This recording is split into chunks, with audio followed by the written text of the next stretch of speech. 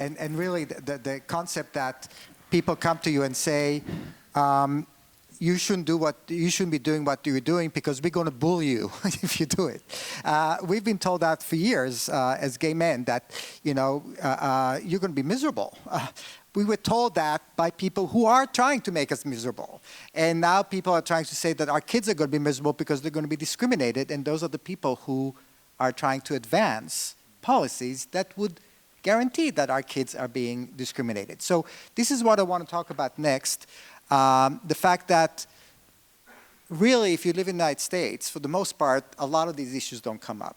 But in Europe, we have a situation right now in Spain and in Italy, and echoes of that in the European Parliament and elsewhere, so it affects all of us, of people who are using surrogacy for political gain, basically.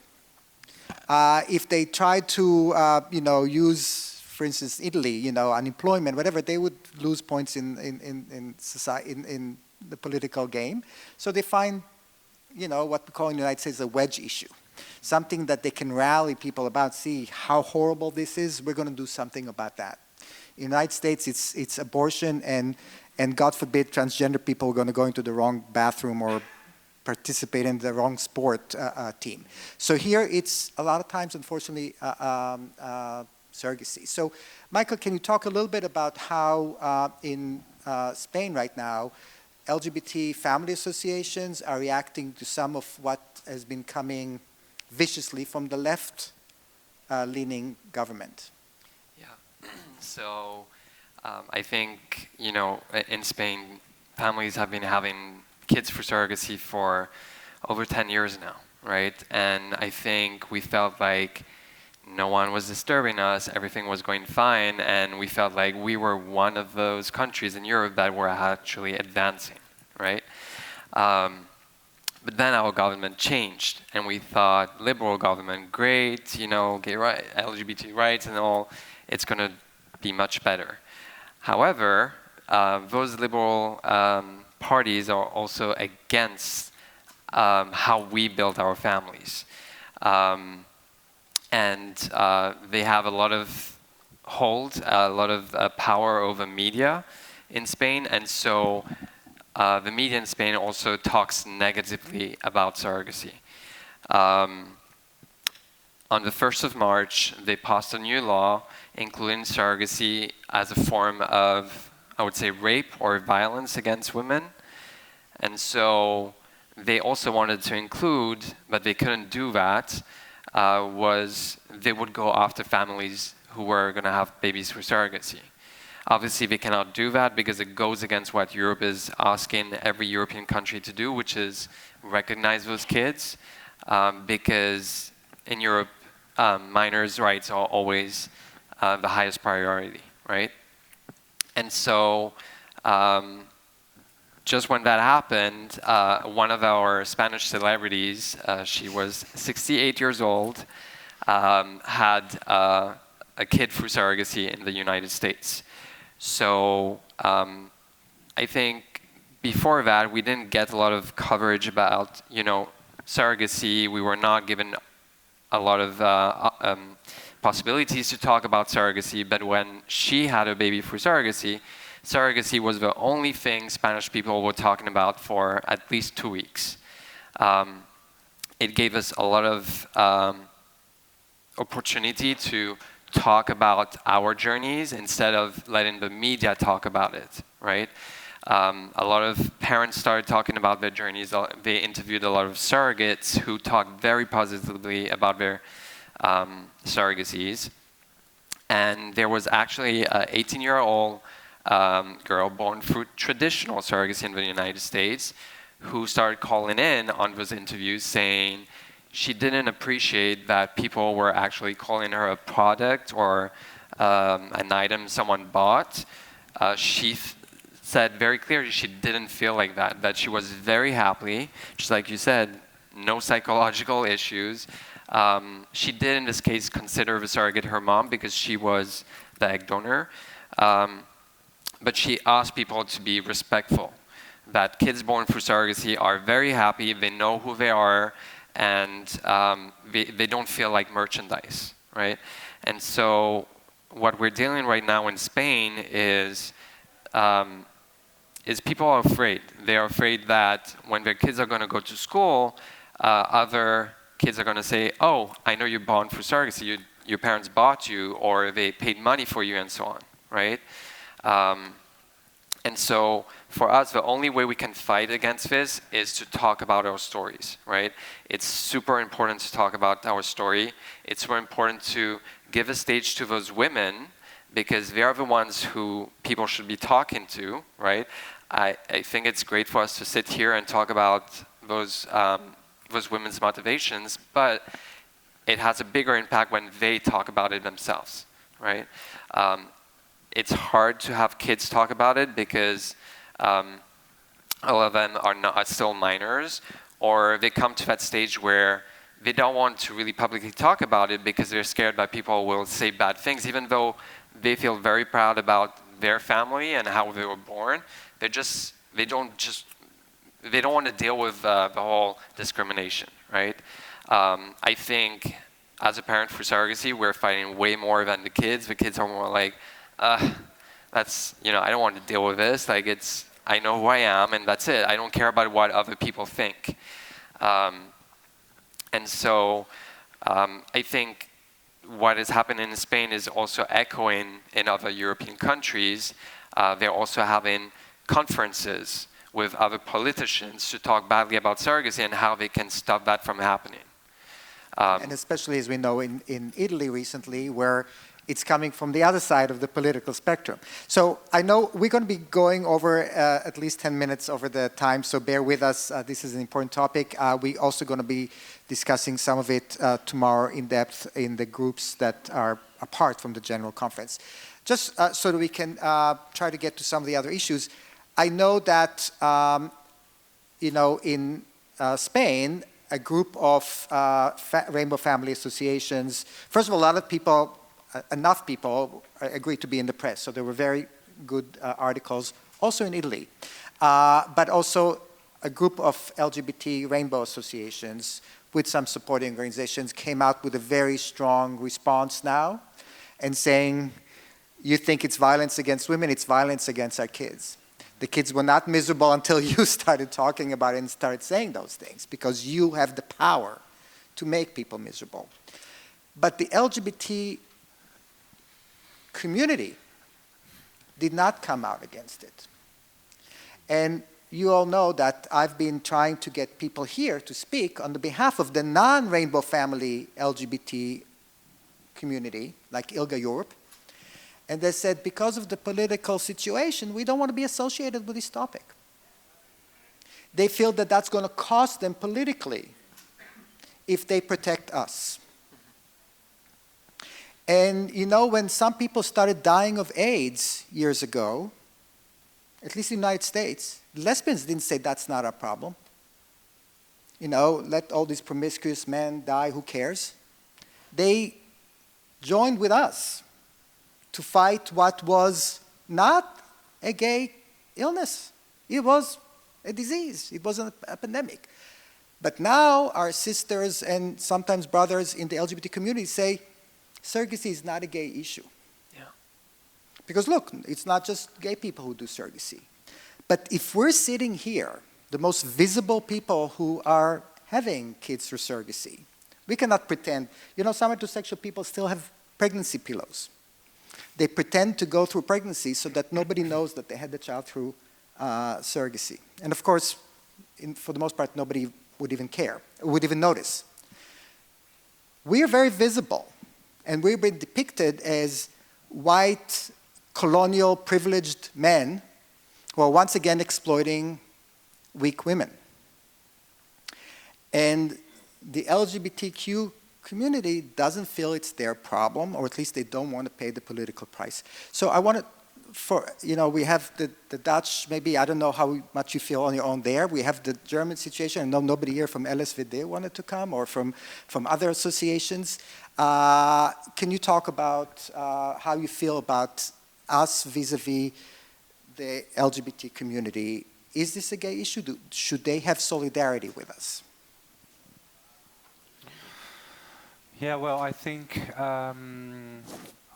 we have to look at both locally, in which country what happens, but also European, but also globally, what's going to happen. And I think multiple things are in effort right here, because when you talk about cultural differences, that makes also different perspective on issues. And I think that the perspective that we have in Western Europe is different than Eastern Europe, than Spain or Italy, but also different than the United States of America and Canada. So I think that's a good thing to recognize. And also I think it's good to feel whether when something comes up, like the celebrity in Spain, who said, well, I'm 86 years old and I'm getting 68. 86. Old. That's how Sorry. rumor starts. No one offended. I've got a baby of 4 months and I don't sleep, so sometimes things come out differently. But looking from different perspectives is, I think, important. And I think what we tend to do when something comes up in the media, or it's also very much urgent, but also that we do not can anticipate on forehand on it. I think what we tend to do is flight, fight, or freeze. And I think it's very good to sit back and to look what in this perspective, on this time frame, in this culture, in this country, with our legislation, is the most important thing to do right now. Sometimes it's fight, to stand up and say, well, we are here, it is a queer issue. And sometimes it's not. It's better to lay down and let the storm pass by.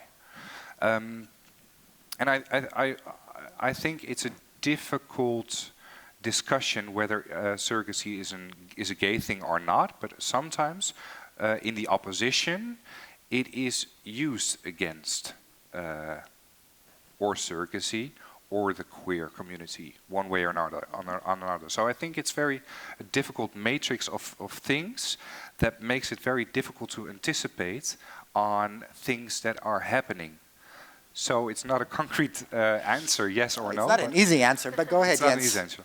So I think surrogacy is clearly not a, originally it's not a gay issue to me.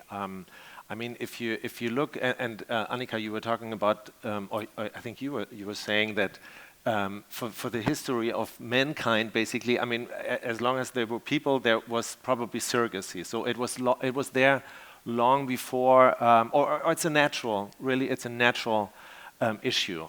But it's somehow it's our role as a gay community to make things visible, and we have been doing that for 50 years. And you actually you delivered the example why women don't want to talk about issues with pregnancy. I mean, there is this, particularly in Germany, there's this role of motherhood you talked about, and yeah, they don't want to. It's a stigma to not be to not procrastinate. I mean, not to have kids. Not be able to have kids. Yeah, procreate. Right. So in that sense, I feel it is it's our obligation, almost as pioneers, to talk about the topic, and this is exactly what we did as our. As the VFD, we started to bring this to the table, this topic, and now a lot of heterosexual people are actually joining the organization, and so realizing that it's not for us, because there's a lot more heterosexual people going through a surrogacy journey.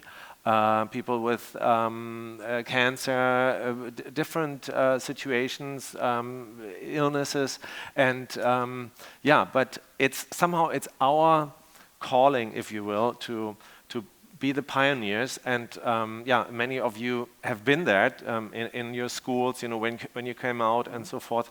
And so we are very good actually at that, at telling that story. And I want to mention one more thing. I mean, we talked about the situation in Germany, which fortunately is much better than in Spain, because we have it on the political agenda in the positive. We do want to change the laws here. There's a clear statement from the government. But of course, it's not. It's going to take many more years. So you cannot wait for this to become legal in Germany.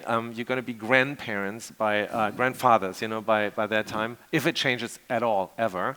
So you will have to be pioneers, for the time of your parenthood, and you will have to talk about it, and you have to travel through, go through Men Having Babies or other organizations and realize this, and you have to be pioneers and talk about it, and that's kind of the role that you accept when you do this. First of all, we will go back to some of these issues tomorrow when we talk about the perspectives, the personal stories panel. We're going to hear from your daughter.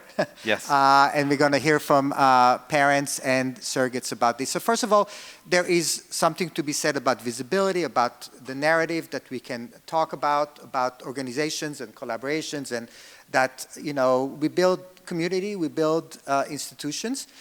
But let me just say that one of the most important things that drive our advocacy work is the understanding that underlying a lot of the problems that we're trying to address is first ignorance. Surrogacy is so exotic for a lot of people because it has to do with sex, or at least perceived to be something that has to do with human intimacy. So people love stories about it, but most people are ignorant. We talked about it before. They just don't know enough about it. Most people who encounter us one-to-one are much more positive, and we've seen it in opinion polls in Spain even, that the public is not with the government, but that some of this discrimination also has homophobia behind it. Some of it is just, even gender, biases, that people look at us suspiciously when we want to become parents. When we don't have children, men in general, as well as gay men, people don't consider us childless. They look at a woman that doesn't have a child because of the ethos of motherhood and everything, and the poor woman, she cannot have a child. They look at us wanting to have children, and they say, why do you want to have children? What do gay men do with children? In many European countries, the derogatory term for gay men is pedophile. So to say that it is not a gay issue, it is not an LGBTQ issue, when our sisters in the movement don't understand that underlying some of the violent language, especially in Italy, but also in Spain and elsewhere, against surrogacy is the suspicion and the lack of empathy, at least, that to understand that we want to become parents. Now, I'm not saying we need to have 100% of gay men wanting to become parents. It doesn't care how many of us want to become parents. Maybe fewer gay men, and by the way, studies don't even show that to be true anymore, but maybe a few gay men want to become parents compared to, let's say, lesbian women. Maybe. But that doesn't matter. If we feel that part of our human expression goes through forming a family, then it is nobody's business to cause harm, not alert about harm, because the studies don't show that there is harm. To cause harm by creating these kind of institutional campaigns against us. And it's not a victimless crime, what they're doing right now. And I want to maybe finish. Annika, do you want to take 2 minutes to tell us the story you told us before? Which one? The horrible one. Huh? The horrible one. The one with the guy. Yeah. Okay. Are you sure you want to end with this? I think it's important to be aired. You can put it in context, but I think it is important to understand how societal campaigns, how societal values imposed on us, which we know are not natural, they're existing in some societies and not others, how they could cause real harm. Mm-hmm. Okay, so I think it's also important to think about, and I think this is something I want to say before I tell the story, is that surrogacy is not right for everyone. So I think one of the things is that this is also a problem of the legal situation here, that people in Germany cannot get advice, counseling or help when they're in the process of thinking about whether they want to become parents through surrogacy or not. And I think that's a main problem, because for some people it's just not the right thing, and that's perfectly fine. But a lot of the people who go through, who do surrogacy, a lot of them, they get their information from the internet, and we all know how reliable the internet is. So just to say that this first, so this person has participated in my project for quite a while, and I met him when his surrogate was already pregnant. This was already during COVID. And we were in very frequent contact. We talked a lot on the phone when he was in the US. Like, he sent me a lot of voice messages. We talked a lot. The child was born. He had to stay there for quite a while because during COVID, passports weren't issued. It was really difficult to arrange everything, and also he had to go through court to get the birth certificate, and so on and so on. This went on for quite a while. I also this was one of the families where I also did several interviews with his surrogate. We also talked several times, and then when he came back to Germany, and he didn't contact me anymore, and somehow I had the feeling something's wrong. And I tried to contact him several times, and at a certain point, he got back to me and he said, well, I have decided to place the child in a different family and to place it for adoption. And to me, this came as a huge shock, sort of interacting with somebody for such a long time who had been wanting to have a child for a very long time, for many years, sort of had saved money for many years, because, as you all know, it's quite a pricey process. He was always really looking forward to this child. But during the process, I could also see that he repeatedly said that he was a bit uncomfortable with this whole setting, and he wasn't sure if he wasn't exploiting the woman, and so on.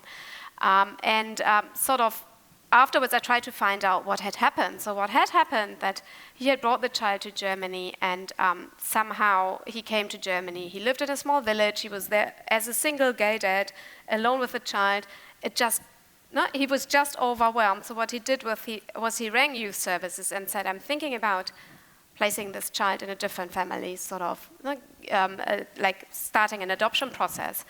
And what happened then, and I think this really shows the structural problems too, that youth services came, they said to him, we are so glad you finally realized that you did a very bad thing, and we already have this really lovely family there looking for a child, and 3 days later the child was in the new family. So this story is really complicated. There are a lot of things to discuss here, but I think what we can see here, that also this legal setting of not being able to actually get counseling and support and advice when you go through the process, I think that was one of the reasons why this whole thing happened in the first place. The other thing is, of course, that I'm 150% sure if he would have been a woman who had given birth herself, youth services would have come and would have said, okay, we see that you're overwhelmed as a single person, as a single parent, it's extremely different, here's the kind of support we can give you. But as a gay single man bringing a child from the US, born through surrogacy, to Germany, they were like, we are so glad you realized that what you did was really bad, and we don't think, this child should stay with you, so it's placed in a different family.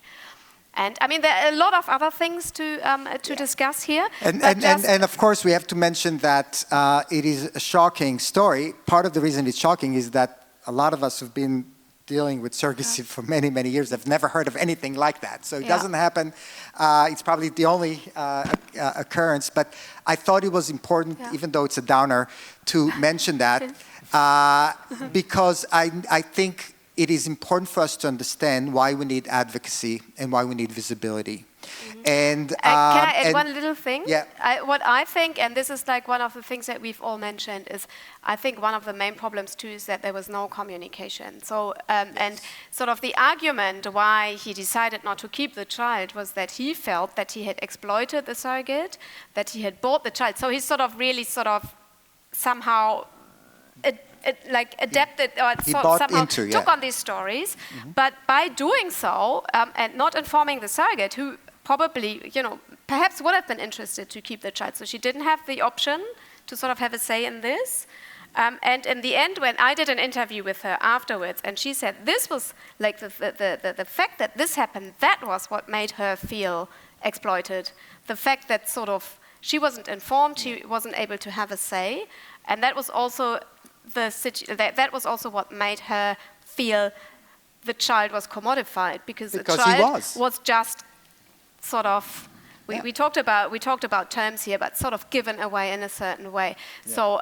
So the sort of the moral qualms in the end led to something that confirmed the whole thing. And this is just like, it's a very dramatic story. It's very unusual, but still I think it's a good example where there are a lot of little things to discuss and to see, okay, what are the important points? Yeah. So this touches so many issues, and I know we're all itching to talk about it. So let's do it over some drinks. It's going to make it feel a little less of a downer. But really, thank you. To tell. Okay, go ahead quickly. Just a quick upper, because even 15 years ago, I talked about my daughter. She's going to be here tomorrow, so you meet her.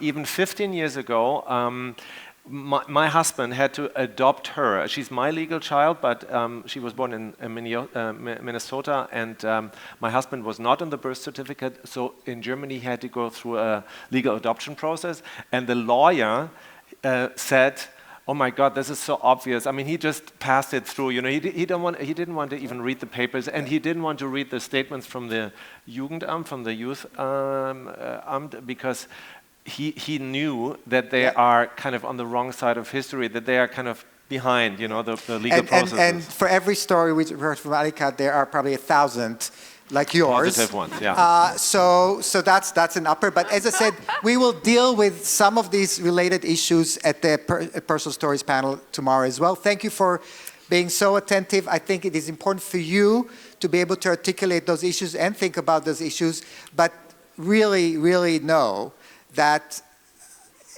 not just the numbers, but all of our anecdotal experiences and our shared communication with people are such that if you're informed, it's a terrific process and journey, and of course the outcomes are unbelievable. Thank you. Great.